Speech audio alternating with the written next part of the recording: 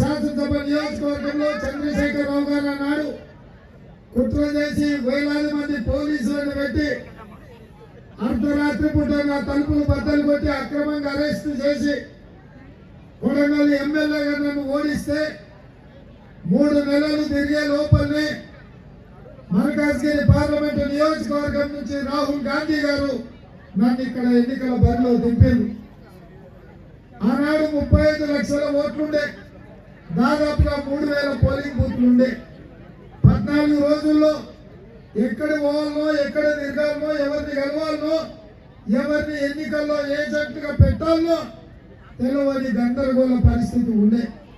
కానీ ధైర్యం చేసి మీ దగ్గరికి వచ్చిన, మీ మధ్యలో నిలబడ్డా, మీరందరూ మీ రక్తాన్ని చంటగా మార్చి మీ భుజాల మీద మోసి పల్లకిలో పార్లమెంట్ పంపించారు.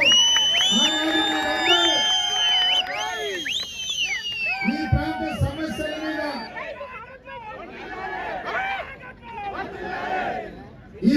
సమస్యల మీద ప్రశ్నించే గొంతుకై ప్రభుత్వాలను నిలదీస్తాడని ఆనాడు మీరు ఆదరించి అభిమానించి మీరు పార్లమెంటు సభ్యుడిగా ఎన్నుకున్నారు.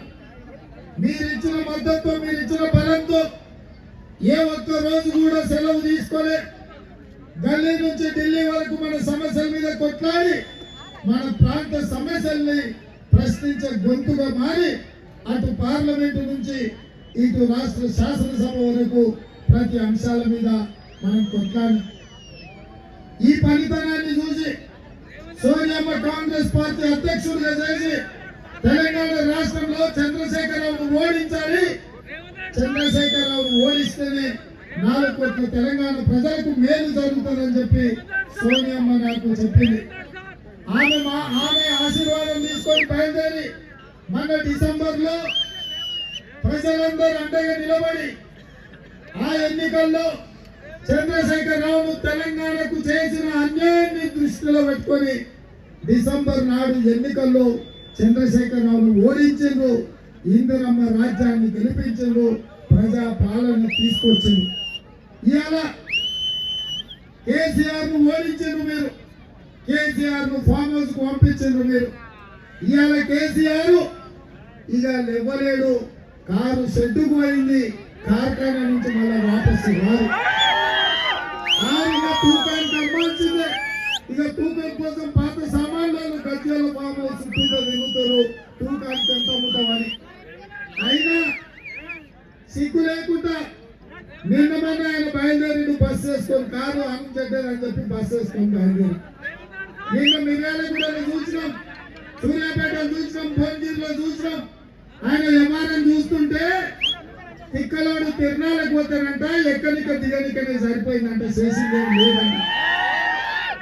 10 ఏళ్ళు ప్రజల్ని నువ్వు పట్టించుకోలే, 10 ఏళ్ళు ప్రజల్ని ఫామ్ హౌస్లకు రానియలే. గద్దరన్న ప్రగతి భవన్ ముందుకెళ్ళి సమస్యలు చెప్తా అంటే ఎర్ర టెండల 4 గంటలు గేటు ముందర కూర్చోబెట్టిండు. గద్దరన్నను ప్రజా యుద్ధ నౌకను అవమానించిండు. ఆ పాపం తగిలి ఆ ఉసురు కొట్టుకొని ఇవాళ ప్రభుత్వం కూలిపోయింది. అందుకే ఇవాళ ఆనాడు పేద ప్రజల చెమట అంటే అసహించుకునే చంద్రశేఖరరావు ఒక్క దెబ్బకే దిమ్మ తిరిగి తాగింది మత్తు వదిలి ఇవాళ ఊళ్ళో పట్టుకొని తిరుగుతున్నావు. నువ్వు బస్సు యాత్ర కాదు, నువ్వు మోకాల యాత్ర చేసిన, మోచేతుల యాత్ర చేసిన, తల కిందికి కాలు మీదికి చేసి తెలంగాణ నలుమూలన తిరిగిన చంద్రశేఖరరావు ప్రజలు నిన్ను క్షమించరు. ఎందుకంటే నువ్వు చేసిన ద్రోహం అలాంటిది.